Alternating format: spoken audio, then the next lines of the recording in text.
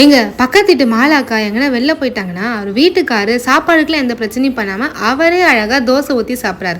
நீங்களும் இருக்கீங்களே. ஆமா, நான் தோசை எல்லாம் ஊத்துவேன், சைடிஷ் தான் பண்ண தெரியாது. ஓ, சைடிஷ் தான் உங்க பிரச்சனையோ? சரி, நான் பூண்டு பொடி எல்லாம் செஞ்சு வச்சுட்டேன், வாங்க தோசை ஊத்தி காணுங்க பாப்போம். சும்மா ஒரு பேச்சுக்கு சொன்னோமா?